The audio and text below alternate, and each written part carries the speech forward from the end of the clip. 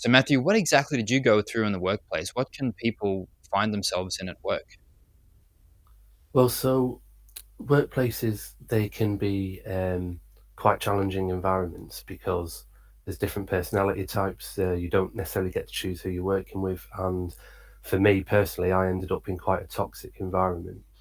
So I got suspended, and whilst I was being suspended, there were lots of investigations, and it was just a really unpleasant situation overall. Um, and I think sometimes this can be quite a common thing, especially depending on the kinds of people that you're working with or the kind of situation that you might be finding yourself in. Hmm. Yeah, it's interesting because many people understand the concept of like the family scapegoat, especially in childhood. A particular child can become like the family scapegoat. But I think a lot of people at times can find themselves as the workplace scapegoat if they've seen certain things in the workplace, or if they pose some type of threat to the workplace or to the business's I guess public image or reputation. So, what would you have to say about this type of thing? Like, what was your experience in this? Yeah, that's certainly how I experience things. So, effectively, in my own particular situation, um, I'd originally been very highly regarded. I'd been promoted quite quickly. I'd won awards, been recognised. But then suddenly, as I started to see things that needed to be challenged and I challenged them, that made the people who were more senior to me, that sort of put their careers in the spotlight really in an unpleasant way. And so then suddenly things that weren't a problem or things that I was encouraged to do were suddenly twisted and turned into problems. And before I knew it, there was this kind of relentless level of persecution, really.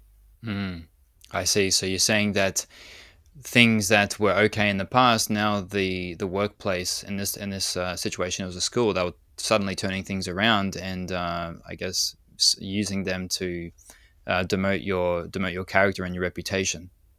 Yeah, absolutely. It was a witch hunt. I would describe it as it was kind of um, let's see, things that they might have been involved in or things that they had done themselves were suddenly being presented to me in these very kind of hostile, accusatory ways. And when I would try to explain that and put forward any evidence or explain where they'd done it, they just it was shut down or evidence was destroyed or it would just they'd go away and come back with something different really. But they very much had this set agenda. Wow, so fascinating because many people also experience a similar phenomenon in a interpersonal relationship with an individual where they've seen certain behaviors, some dark behaviors of this person, and now in order to protect themselves, right, the toxic person, they will, I guess, just totally destroy the character and smear the other person as a way of discrediting them to as a form of longevity for the self. So is this the type of thing that you saw that you experienced with this workplace environment? Yes, certainly.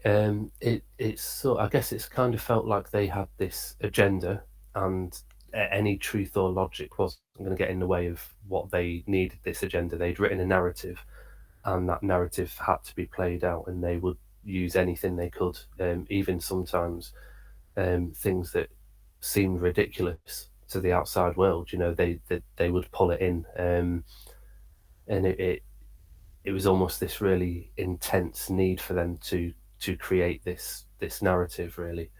um and yes, certainly not in all of it, but certainly in some of those things, they were things that they had done that they were then projecting forwards onto myself. Hmm. um so I guess gaslighting a little bit.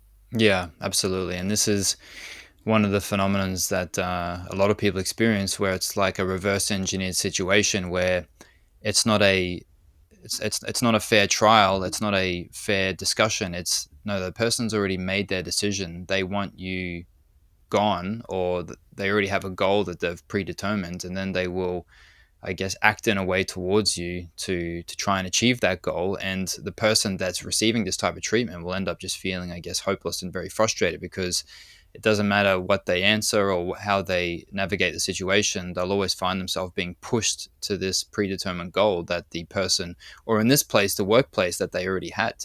Yeah, everything you said there is so relatable. That's exactly how it felt and how the situation was.